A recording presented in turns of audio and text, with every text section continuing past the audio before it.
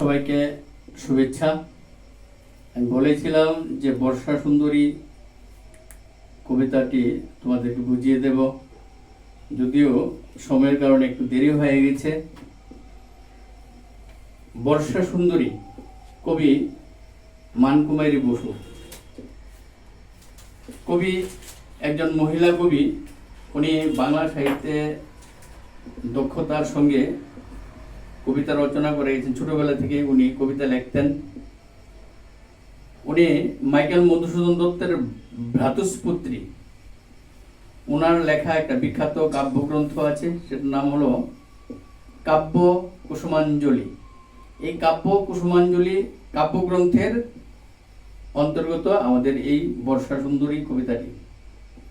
কবি 1863 সালে যশোর জেলায় শ্রীধরপুর গ্রামে জন্মগ্রহণ করেন। 1943 সালে 26শে ডিসেম্বর উনি পরলোক গমন করেন।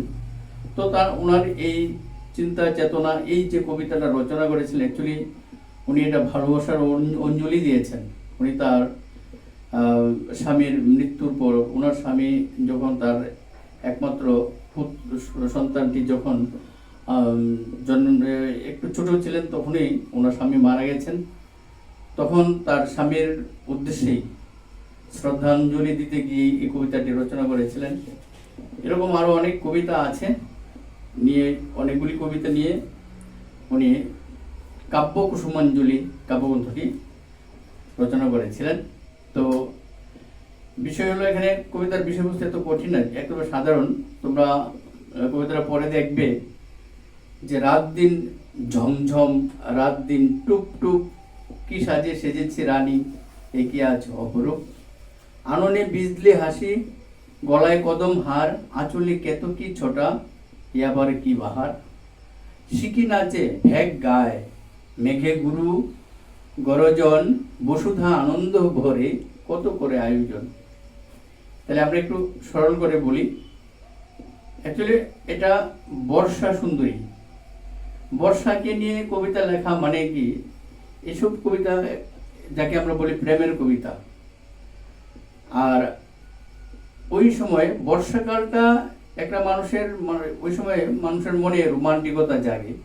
তো এই বর্ষা সুন্দরীতে বর্ষার একটা রানীর সঙ্গে তুলনা করছে। রানীকে যেভাবে সাজানো হয়, রানী যেন সেজে ওঠেন, বর্ষা রানী যেন সেজে ওঠেন।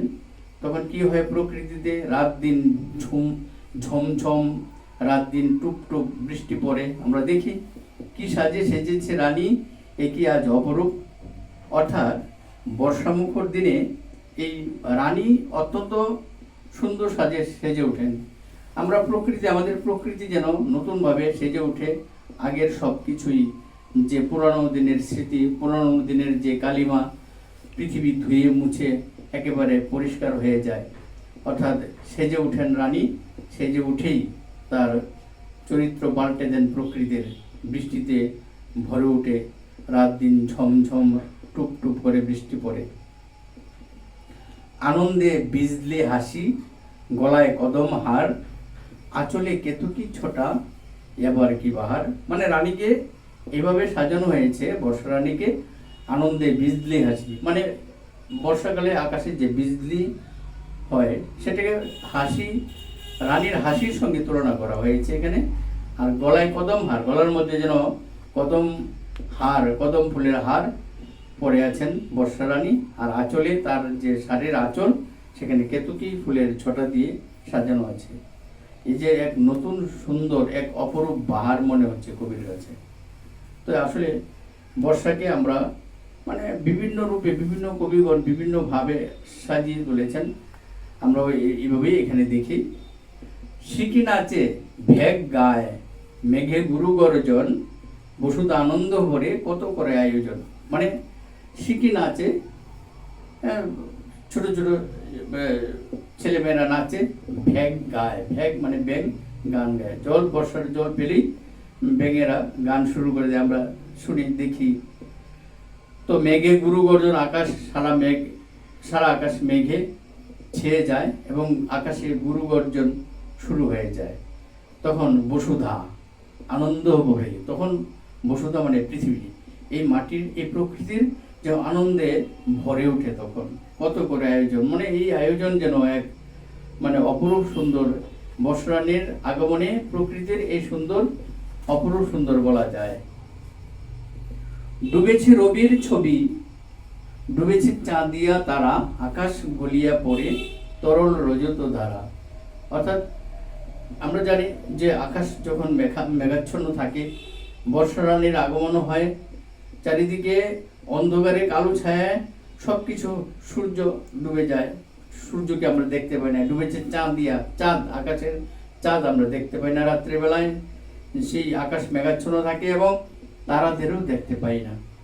আকাশ গলিয়া পড়ে, মনে হচ্ছে যেন এই গলে গলে গলে গলে পড়ছে, উপর থেকে যেন কি যেন ছিল সেটা গলে গলে নিচে নিচে পড়ছে, অর্থাৎ বর্ষারানী পড়ছে নিচের দিকে। তরল রজত দ্বারা, কিরকম ভাবে পড়ছে? তরল রজত দ্বারা, রজত মানে রূপা, সাদা, মানে এই রজত ধারায় উপর থেকে যেন মানে সব সময় সর্বদাই পড়ছে, ধারা বয়ে চলছে। উথলিয়া গঙ্গা পদ্মা, পরাণে ধরে না সুখ, মরমে রয়েছে চেয়ে তোমারই স্নেহের মুখ। মানে উথলিয়া ওঠে এই বর্ষার আগমনে, বৃষ্টি দ্বারায়। এই যে গঙ্গা পদ্মা যে নদী, বাংলাদেশের সেই বিখ্যাত নদী, কবি যেখানে জন্মগ্রহণ করেছে সেই সেই দেশের নদী গঙ্গা পদ্মা যেন তাদের হৃদয়ের কথা, হৃদয়ের শব্দ এগুলি। গঙ্গা পদ্মা উথলিয়া ওঠে, বৃষ্টির জল এতই বন্যায় ছেয়ে যায় এবং জল বেড়ে গেলে নদীর সে, এবং মনে হচ্ছে যেন জল উথলিয়া উঠছে। পরাণে ধরে না সুখ, তখন সবার এই বর্ষার আনন্দে সবার আনন্দে ধরে না, প্রকৃতি আনন্দ মুখরিত হয়ে ওঠে। মরমে রয়েছে চেয়ে, মানে মরম বলতে হৃদয়ে, হৃদয়ে সেই আনন্দের ধারা, সেই সুখ, সেগুলি মানে যেন ছেয়ে আছে। তো তোমারই স্নেহের মুখ, তোমারই স্নেহের মুখটা আমরা যেন দেখতে, অর্থাৎ বর্ষারানীর সেই মুখটা আমরা দেখতে পাই সেখানে, সেই গঙ্গা পদ্মা এবং প্রকৃতির মধ্যে বর্ষার এই রূপ দেখা যায়। ভিজে গেল, ভেসে গেল, ডুবে গেল ধরাখান, গলে গেল, মেতে গেল মানবের ক্ষুদ্র প্রাণ।